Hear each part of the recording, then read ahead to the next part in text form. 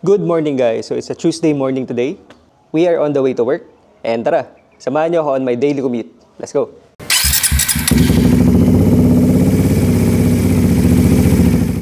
So as you can see guys, nandito pa sa atin ang Smart Billion 200 ng tropa natin. No? Since ang owner nito guys ay nagpapa-recover pa from his injury. So pagaling ka brother. And for this video, magpapahinga din muna yung motor niya. Since we are going to use our GSX 150 papasok sa trabaho. Let's go.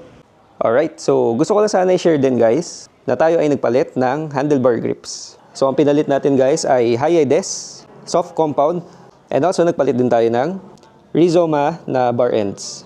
So mararecommend ko tong handle grips na to guys kasi ang ganda niya sa kamay, ang sarap niya hawakan, malambot siya, makapit yung rubber niya, and mas mataba siya kaysa sa stock grips natin. So ang tawag sa design na to ay High-Ides Urban, the Urban. And if ever you're interested sa ganitong klaseng grips, ilalagay ko na lang sa description box yung link kung saan kayo makaka-order. Alright. So the time now is 8:22 ng umaga. Naku po. Baka maliit tayo ah. Okay, so nag-work ako guys sa Quezon Avenue, Quezon City. Sa may Delta guys, if you're familiar. And usually ang travel time mula dito sa Lower Antipolo, papunta sa Quezon Ave sa QC is around 30 minutes, 30 to 45 minutes, depende sa bigat ng traffic, no? At sa takbo natin. Okay, so warm up. Medyo clutch tayo today guys, 8:23 na. Hopefully umabot tayo before 9. Or at least saktong 9. Tara!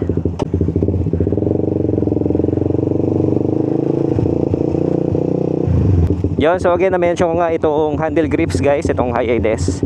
Ang sarap niya sa kamay, soft compound siya, tsaka mas mataba siya kaysa dun sa stock grips natin. Kaya parang mas maganda yung feel niya sa throttle. Mas madali ko na open yung throttle, no? So yun nga, highly recommend to. Oh, nangyari dito? May malaking trailer guys nakaharang dun sa highway. Umaatras, siguro papasok dito yan.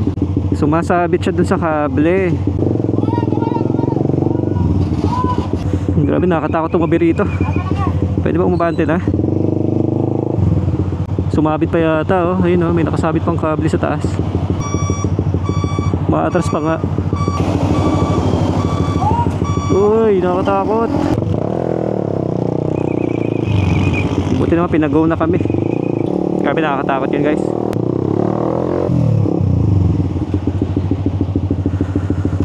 Okay, nasa Masinag stoplight na tayo guys, and we are turning left. And yun nga, tayo ay pakaliwa. So this is Marcos Highway na. Dire-diretso lang ito, no, hanggang umabot tayo ng Quezon City. Grabe guys, hindi pa tayo nakakalayo. Traffic na eh, no? Kamusta ba sa mga area nyo guys? Sa inyong mga daily commute, no? Ilang oras o ilang minuto nyo kinukuha mula bahay hanggang opisina? Tsaka kamusta ba yung traffic sa inyo?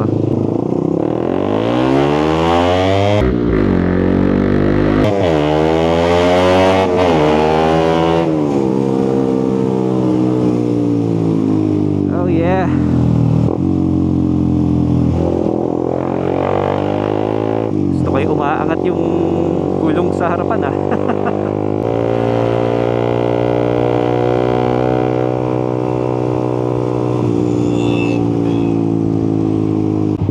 Time check 8:35.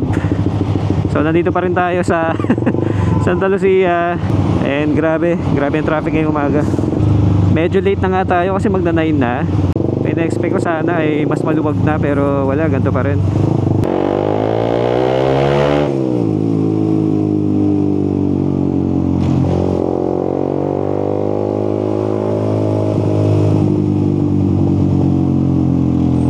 Yan, so ito na ang Marikina River.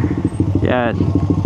Ito yung nakikita nyo sa balita, no? Kapag may bagyo, malakas ang ulan, at grabe tumaas ang tubig dyan guys. As you can see, ginagawa ngayon, naglalagay yata ng barrier para at least makatulong sa pagbaha, no? Uy, na scooter to, BMW. Okay ah. Kita nyo ba guys? Ito, nasa harapan ko. Ay, excuse lang po. Okay, so nakita nyo ba yun? Ganda ng kulay, no? BMW na maxi scoot. Siguro mga 300cc yun, or baka 400.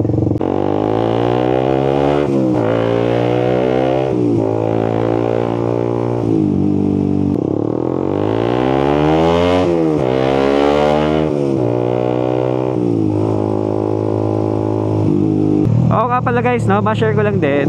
Ako nga pala ay naka-racing ECU. So gumagamit ako guys ng SARP or Juken 5 na ECU for I think more than 3 years na. Siguro naiisip nyo rin kung kamusta nga ba yung fuel consumption niya sa ganitong ano, no, daily commute, daily traffic. So masasabi ko lang guys ay kapag naka-racing ECU na kayo, hindi nyo na may expect na magiging matipid itong motor ninyo. Nag-average ako ng mga 26, 28 kilometers per liter kapag ganito yung traffic, city driving. Pero kapag highway naman, umaabot na ang 32, yan, mga 30 plus naman. Yan, so ito pag kumaliwa tayo, Aurora, papunta na ang Cubao. Let's go. Time check guys, 8:50 ng umaga. Nandito tayo sa Katipunan. Ayan. Papasukin natin yung mga loob-looban ng Quezon City.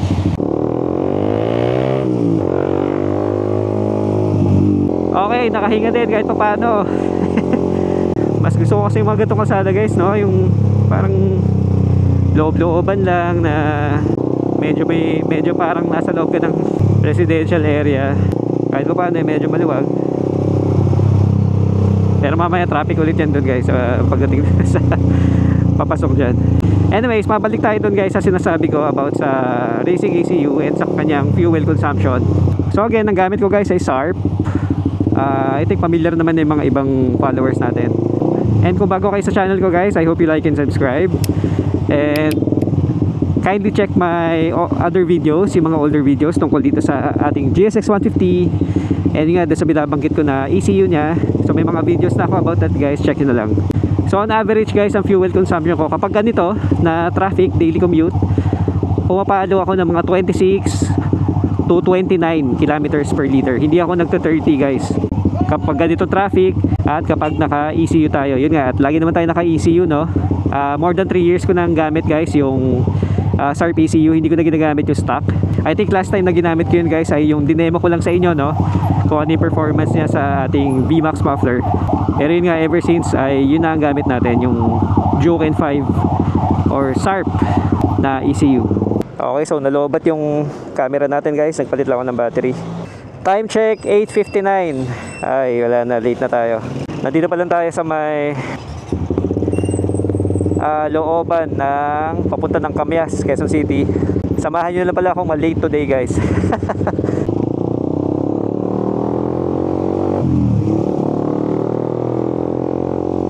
Ayun, so going back, no, yung ECU nga ay yung SARP sa ganitong traffic ay 26 to 29 kilometers per liter. Buenas na yun kung makapag 30 plus ako kilometers per liter sa ganitong ano, traffic environment. Pero kapag nagka-highway naman guys, umabot naman siya ng 33, yan, 34 minsan pag talagang tipid mode, tapos ano ka lang, diretso highway ka lang. Yun, pero hindi na ako nag 38, 40 kilometers. Di ba iba mga GSXS or R ay umabot daw ng 40, no? Sa stock ECU yun guys. So mas matipid talaga yun sa gas as compared dito sa racing ECU. And ako nga pala guys, itong SARP ECU ay meron dual mode, o meron siyang dalawang mapping. So yung sinasabi ko sa inyo na fuel consumption, yung 26 to 29 tapos 33 pag highway, yun yung fuel consumption nung map 1. Itong gamit ko ngayon, yan, naka-off yung switch natin. So yung map 1 guys, technically yan yung tipid mode. Yan yung sa dalawang mapping na meron tayo, ito dapat yung mas matipid. Well, siya naman talaga yung mas matipid, no, compare dun sa map 2. So try to imagine na lang guys kung ginagamit natin lagi yung map 2. Ito, pinutin ko. Ay, ako nakita nyo, nag-color blue, no, yung switch natin. So yan, naka-map 2 na tayo ngayon. Hindi ko pa na-compute ang fuel consumption yan, pero sigurado ako na mas malakas yan sa gasolina. Pero based lang dun sa mapping, sa app, malayo yung difference sila sa fuel map. And pagdating sa performance, malayo din. Testing natin.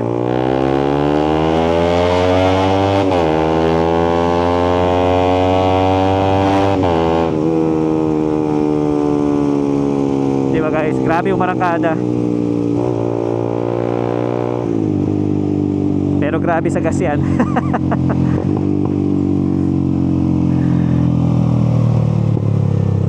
Okay. So okay na yun. Balik tayo sa map 1. So yun, for the past 3 years guys, nasanay na lang talaga na ganito yung konsumo ng aking motor. Wala, ganun talaga ang buhay. Tinanggap ko na lang na yun talaga yung consumption niya for the added performance talaga, no? And also, yun nga, since hindi tatakbo ng maayos yung motor kapag nagkabit ka ng aftermarket muffler tapos naka-stock ECU ka, kailangan mo talaga mag programmable ECU. And speaking of muffler, I think makapamilyar kayo sa lugar na to guys. Ayan, yun nasa kaliwa ko. Yan, kita nyo ba yun? Yun yung Orion Muffler Shop. Nandito siya sa Camias, Quezon City. Usually mga big bikes na nagpapagawa sa Orion, no? Pero pag mga small cc naman, kagaya ito sa atin, sa VMAX tayo. Okay, kanan tayo dito. Bali pa EDSA naman tayo ngayon guys. Time check 9:05 ng umaga. So wala na rin, pati yung grace period ay nakain na natin.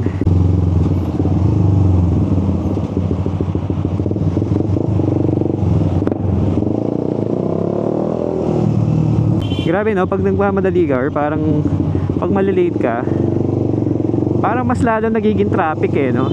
Or baka psychological lang yun, na parang feeling mo mas mabagal yung takbo ng flow ng kalsada, ng traffic. Siguro nga dahil malilate ka, no? Pero pag maaga ka naman, parang okay lang, di ba? Hindi, tanggap mo yung traffic. Okay, so this is EDSA na guys. Yan, so EDSA Centris. Eto guys, dito kami tumambay last time ng mga ka-GSX natin. Shoutout sa inyo bros. Dito sa Eton Centris, yan doon sa loob. Tambay kami ng gabi dyan. Eh tara, sana maulit-ulit mga bros. Tambay-tambay ulit tayo. Kung di man tayo makapag-ride kasi iba-iba yung schedule eh, no? Ang hirap magkasundo eh. Ang hirap pagtagpuin. Yeah, so hopefully ma-schedule natin siya kahit tambay lang, no? Saturday night, Friday night. And if ever gusto nyo sumama guys, message nyo lang din ako sa Facebook para ma-join ko kayo sa, sa maliit nating GC. If ever may mga updates ganyan, mga tambay nights, nasabihin ko kayo at para makasama kayo. Time check, it's already 9:12. So talagang late na ako guys. Hindi ako proud pero at least I-share ko sa inyo kung paano ako malate ngayong araw na to.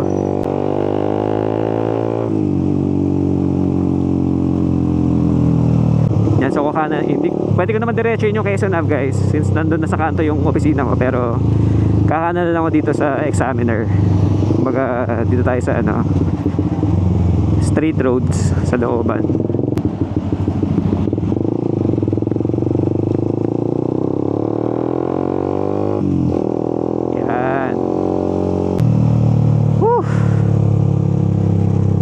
Thank you Lord for the safe trip. Safe trip. Salamat Panginoon. Yan, so malapit tayo sa office guys. Kakaliwa na lang dito sa West 6th Street. And here we are. So dito ako nag-opisina guys. Nakapuno na ang parking namin. Saan kaya ako? Sa dulo ko, kasya pa. Ito pa pala. Ayun, meron pa pala. Alright, time check 9:15. Umalis tayo sa bahay guys ng 9:23, tama ba? Mga ganun, 9:25. So inabot tayo ng 50 minutes din, no? Halos isang oras, grabe. Alala ng traffic, pero kung hindi ganun kalala yung traffic guys, baka kinuha ko lang ng 30 minutes yun. Pero kanina extra heavy eh. Grabe yung traffic. Okay, so this is our GSX 150 guys. Okay ang performance sa ating daily commute. Bukod nga lang sa malakas sa gas dahil sa ECU. So that's it. Thank you sa pagsama sa akin guys. God bless everyone. Bye bye.